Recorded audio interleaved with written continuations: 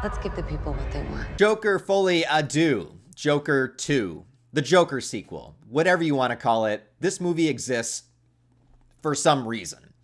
I would never claim to be the biggest, most hardcore DC fan, although Batman has been my favorite superhero ever since I was a small child. So growing up and even now into adulthood, Batman is the superhero that I've read the most amount of comics for, and there's many different variations and interpretations of the Joker. And obviously, because I love Batman, I do love the Joker. But the Joker has really taken on a life of his own just in like the cultural understanding of the character. Like, he's such a huge character that I would literally at this point put the Joker on the same level as like Darth Vader or just these huge world renowned villain archetypes that people know of. Everybody knows the Joker. People that have never watched a Batman movie know the Joker. People that have never read any comic book ever in their life know the Joker. And because of that, because it's so huge, it kind of like goes beyond what the original intentions of whatever the character was back in the day. And it becomes this thing that you can pluck out and put in any different kind of scenario and just create a story around the name, the title, the brand, the Joker.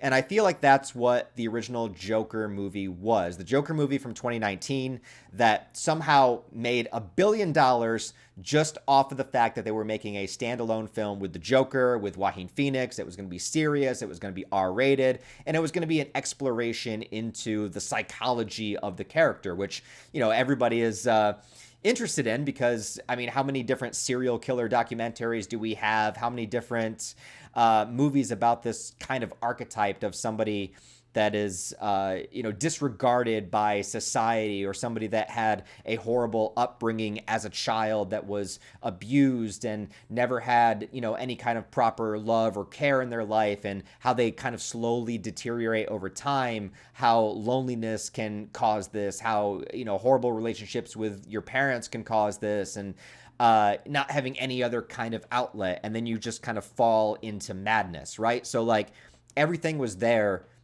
for the opportunity to make a great story. And although I think the first Joker movie is very well made, I think it's a pretty damn good movie overall, but to me, it was never really a Joker movie. It was using the brand, it was using the name, DC's Joker, in order to kind of prop itself up to tell its own individual story. And yeah, you can say that Joker and Batman and all these characters have so many different interpretations. So why is this version of the Joker not just as valid as any of the others? And for that, I can understand that argument, and I'm not going to try to argue against it. But what I am going to say is that the story that they were telling in that original Joker movie is so far removed from any core concept of the Joker character that it really is the Joker in name only. Now, having said all that, I think the story of Arthur Fleck in that first Joker movie was very well done. I enjoyed the experience of watching it. I've never gone back and rewatched the Joker movie. To me, it was kind of a one and done. The sequel here is definitely going to be a one and done as well. The thing about that movie is that it just did so well. It became a $1 billion film that, of course, they were pushed to make a sequel for it, even though it was constructed, crafted, filmed, released as a standalone, single individual movie. Even the director himself said he was kind of resembling aspects of like Taxi Driver and King of Comedy, those old school Martin Scorsese movies. He wanted it to be just that one and done film. But obviously, when you bring a dump truck full of money up to someone's doorstep and say, hey, make a sequel, well, you're going to make a sequel. But that doesn't mean that you couldn't come up with something really interesting to do with it, because honestly, the door was wide open. I mean, you could have delved into more of the lore of the Joker character, or you could just say, hey, it was all in his imagination and there's no such thing as, Gotham City. You could go in any direction you wanted. And the thing that was hyping me up about this movie a little bit was the fact that they were going to incorporate Harley Quinn. Because I think in the world that they established in the first movie, you can't add in Batman. You especially can't, because spoiler for the first Joker movie, They show Batman's parents getting killed at the end, so we would need like 20 more years, or at least 10 more years, for there to actually be a Batman. So wouldn't make any sense to begin with. So there were a couple of unique aspects of the building blocks of this movie that I think had tons of potential, because you could have an entire movie take place in Arkham Asylum. That's a great idea for a serious drama.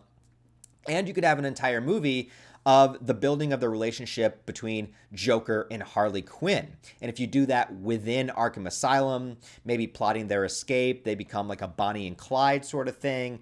There's lots of different avenues that you could take it, And so I was kind of into that. And then there was the rumblings that this was going to be a musical. And I was like, well, why do the same thing over again? Why not just swing for the fences and do all kinds of crazy shit, So, I was open to it. I was open to see like whatever they were going to do with it. And after watching the movie, the only thing that I'm really left with is just this emptiness of wasted potential, because even though the first Joker movie did not need a sequel, you had enough meat there that you could have created something great. But there's really only 2 or 3 different aspects of this film to talk about, because honestly, not much happens, like at all. Comparing this movie to the first one, where the story is constantly unraveling and constantly getting deeper and darker, this one is pretty straightforward all the way through. You have Arthur Fleck now captured in Arkham Asylum. You have him meeting this version's Harley Quinn. You have the musical sequences, and you have the trial. That's this whole movie. And I'm sorry if you consider that a spoiler, but like, there's really nowhere else to go with talking about it. And the fact that they went for this musical route really brings this movie down. I was hoping that it would add something special to it. I would hope that it would have like some sort of unique flair to it, make this movie very spectacular to watch. But the music, I don't even remember like any song that they actually used in the movie, and I just watched it 2 hours ago. It completely takes away and derails the story over and over again. Every single time a musical moment happens, I just felt myself, like my eyes rolling back in my head. I'm like, oh, great. So the next like 3 minutes, nothing's going to happen. And then we get back to the story. And 90% of the musical sequences are all just fantasies and fabrications and what ifs and playing into that. There is a reason for that. And I'm not going to say like the movie didn't know what it was doing. Like, there's a theme here of fantasy that runs through the entire film, both going through Arthur Fleck, this Harley Quinn, and the world outside. But it fails to capture, I think, the real meaning of what the movie was trying to say. I'll get into that a little bit more at the end of this video when I shift into spoilers. But the musical sequences completely derail the film. And there were elements here of things that I thought could have been really great. I was super excited to see, the Joaquin Phoenix, Lady Gaga, back and forth between their acting performances. And they do have chemistry, but there's just not a lot there to work with. There's one sequence semi early in the movie where there's like a fire that happens, and Joker and Harley Quinn. Oh, by the way, she's a patient in this movie as opposed to being a doctor that he manipulates. But once again, you can't really manipulate somebody into going crazy when you're not a criminal mastermind. And this Joker is not a criminal mastermind. He's just a guy with severe mental health issues, right? So obviously the original idea of Harley Quinn is not going to work for this version. But there's a sequence where like a fire happens and they're outside, and I think it's raining, and they're dancing together and they're running together. And it was this nice little like, relationship building sort of Bonnie and Clyde moment. And I was like, that's where this movie should go. Like, that's where it should thrive. We should have this psychotic, crazy female character that's just as fucked up as our lead male character, and just have them go balls to the wall, have them be spectacular, have them do the musicals, but have it actually affect the movie around them rather than just being these like dream sequences, actually have them work together, have them figure something out, have them build into a couple that is just as terrifying as Joker on his own. But they don't. There's like little moments of that in the beginning, and then it just completely falls away. And then once you get into the trial scenes at the end of the movie, it's just boring.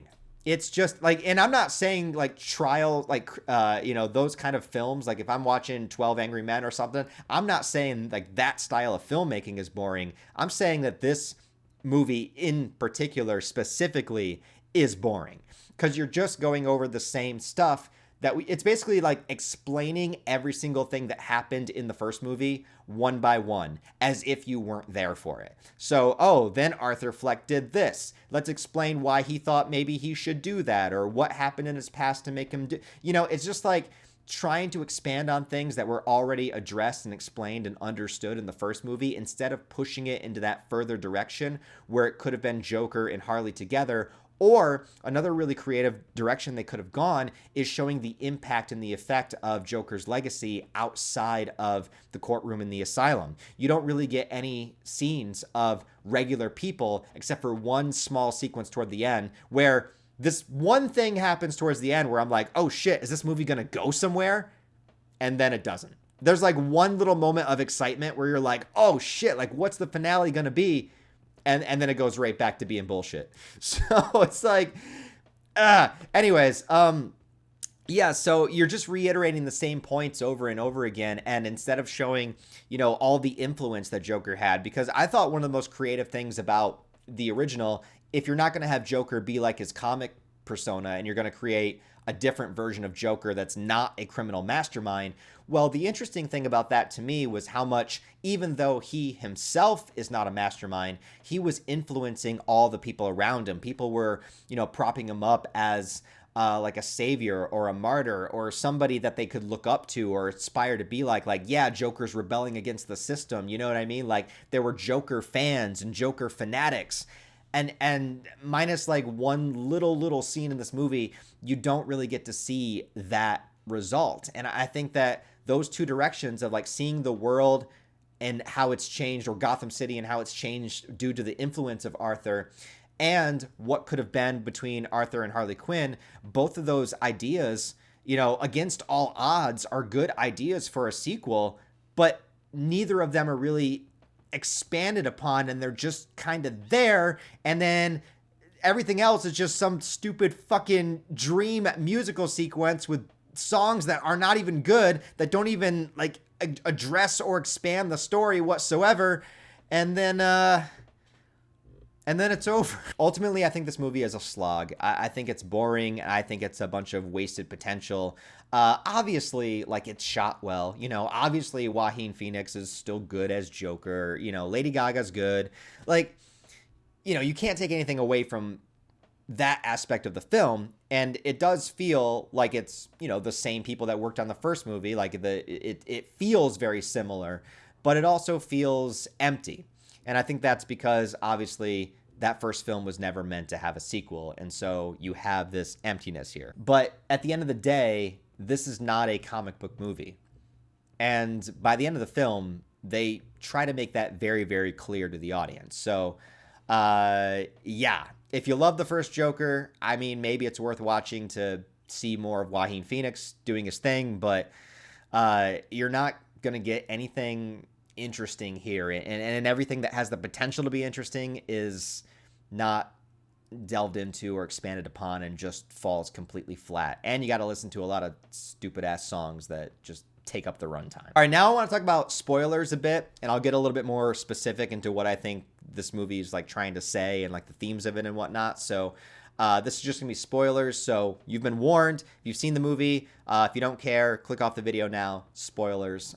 So my original point of opening this video is trying to say that this was never the Joker. And even the filmmakers know that. This was just the Joker in name only, so that they could tell a story about a man dealing with severe mental health issues, right? Going into madness and eventually killing some people.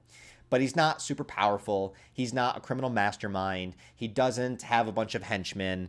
And even his relationship with Harley Quinn in this movie, she's very obsessed with the idea of Joker, but not who Arthur Fleck is as a person. He's become more of a symbol than he has as being somebody that is understood for who he actually is. Even to the point where he's making himself believe that Joker is a split personality, right? That it's like, oh, I can just tap into this aspect of myself. But what you come to find out by the end of the film is that none of that is true. And the themes of this movie is the fantasy, and that's why there was all the dream sequences and everything, is because all the Joker moments, every time he is Joker, is just this fabrication of, of what could be. And the movie grounds itself so deeply in that reality that he eventually has to come to terms with none of that is real, And once this Harley Quinn figures that out, that's when she rejects him, because she doesn't want Arthur Fleck. She wants the Joker. And at the end of the film, there's going to be an extremely controversial moment for people where another character in prison shanks the Joker, or shanks Arthur Fleck. He kills him and then starts laughing maniacally while cutting his face, seeming to imply that this is probably the real Joker. And if you look at the ages of the characters, if you want to call this back to the first movie with Bruce Wayne being a child, this Joker would only be a couple of years older than him if this was the actual Joker. And, if he's smarter, more violent, more capable, just kind of showing to the audience that this was never a story about the Joker, and that all that kind of stuff, all the comic book stuff, is fantasy in this world. So whether you call the guy that killed him the real Joker or not, that's going to be debated between. It's not explicitly stated. It's just, I think that scene was just there to kind of like hammer home the point of like, there's nothing to be praised about this guy. Like, he's not this awesome villain fictional character. He's just a really fucked up dude. And he did some fucked up shit. He went to prison and he died. That's his story. That's his legacy, And anybody else that calls himself the Joker from that point on will take up the mantle. Now, there's an idea there. Once again, there's an idea there that I guess I enjoy to some degree, but it also makes the whole process feel so pointless. It also makes it feel like, why did you call this Joker to begin with? And I can't help but step outside of the story of the movie and just think, I know why they called it Joker. Because if they call it Joker, it's going to make $1 billion. So I guess you could say maybe it's a commentary on the first movie. Maybe that they were, he was like, I want to make this story about this character, but we got to do it through the lens of a comic book character. And then by the time you get to the sequel, once the first one's already made money, now you're free to open it up and say, you know what, this comic book shit, that's never what this was about. And it wasn't. And that's where it'll stay.